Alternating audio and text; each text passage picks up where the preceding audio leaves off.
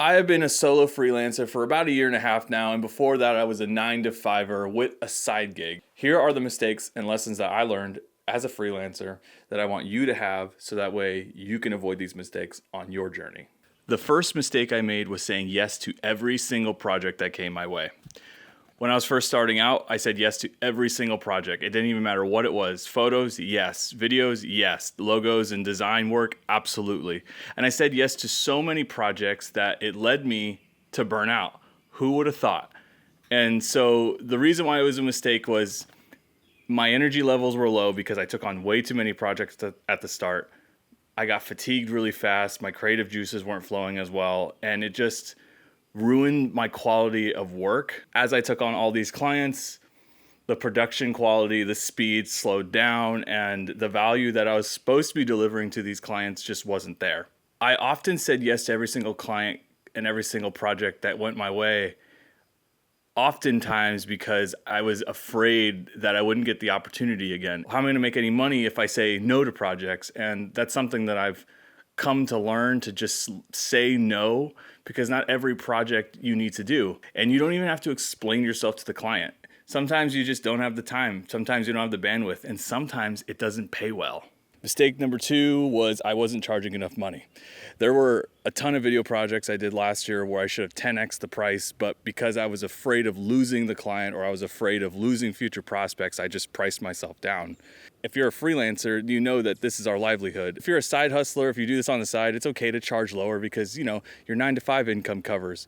But if you're a full-time freelancer, you need to charge more money because we have operating costs, we have hidden costs, we have, got to pay for the bills. The lesson I learned is to find that sweet spot. I charge what I believe is fair, what I believe is fair for not only me, but for the client as well. And it's not an evil thing to charge more money. Business is business. There are ways to find out how much you're worth, and there's market analysis and there's calculations online. There's so many tools online that you can use to find the right pricing for you. But for me, it was just finding out what the sweet spot was, communicating that to my clients, and charging what I'm worth. Mistake number 3, not saving enough for taxes. And the mistake was I just thought, oh, it'll be fine. I'll have enough money by the end of the year to pay off whatever tax bill I got. And oh boy, was I mistaken when the tax bill finally came. And I was so shocked when I saw the number. My wife called right when I was done making that clip, and when I got off the phone, I clicked record. I didn't click record. I didn't get to finish the point. And so let me finish the point right now. The lesson I learned is save your money for taxes because Uncle Sam will come for his cut. And I hired a CPA, which was super, super helpful for me. And if it makes sense for you, I would suggest looking into it. All right, back to the video. Mistake number 4 that I made in my first year of freelancing was not managing my time correctly. A lot of my days were wasted because I wasn't intentional with my time. There were a lot of throwaway days. There were a lot of days where video projects could have got done quicker. There were a lot of days where I could have spent more intentional time with my work. There were also a lot of days I could have spent intentional time with my wife instead of, guess working when I should do work and when I should spend time with her. The lesson I learned is to be intentional with my time. I put stuff on the calendar. I put stuff in my phone. I make sure that I time block for my work. I make sure I time block for my family. This has helped me so much, and I'm getting better at it every day. I'm not perfect. There are some days where I didn't pre-plan the night before, but that's okay. That's okay. We all make mistakes. I make mistakes, and that's why I'm making this video. Get it on a calendar. Write it down. Time block. Time block when you need to work, and time block when you need to rest. It is critical. It is important, and I wish I had made the adjustment sooner. Mistake number 5 is I did not work on my business. I got so sucked into the day-to-day of just getting projects done, meeting deadlines, sending out invoices, the whole gambit.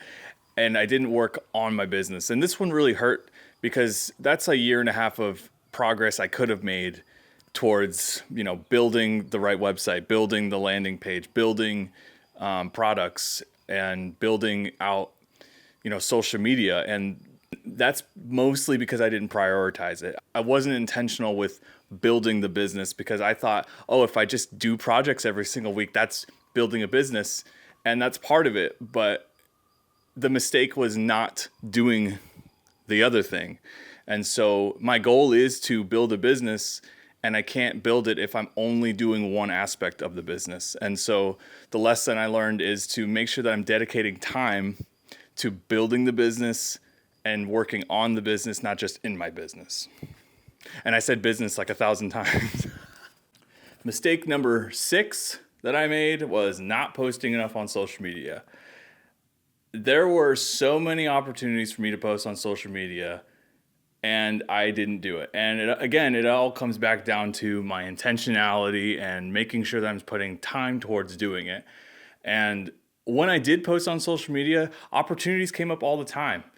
Work opportunities came up, friendship opportunities came up, and just like new experiences came. And because of the lack of posting on social media, there was probably a lot I missed out on because I didn't post on social media. The lies I fed myself was, I don't have interesting locations. I don't have interesting content. I don't have interesting anything.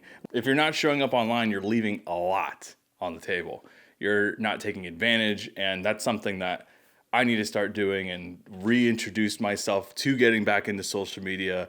And that's one of the mistakes I made, was just not posting enough. And so the lesson is to just get online, post. Doesn't even matter if it's long or short. My way of getting back online is through this YouTube video, and that is something that I'm trying to do and get better at and more consistent at. So that's a mistake that I'm getting away from. Lastly, mistake number 7, and that was not going the extra mile. That's something I made a mistake with last year and the year before, was not going the extra mile when I should have. And it wasn't like I wasn't going the extra mile for clients, but there were a lot of opportunities where I could have gone the extra mile. And whether that's like, making a thumbnail for the client, or making, adding a little bit of extra flair to the client's work, or, making them shorts from a long form video. There were things I could have done for clients that, would have been going the extra mile, and oftentimes without pay. But I'm a big believer in sowing seeds.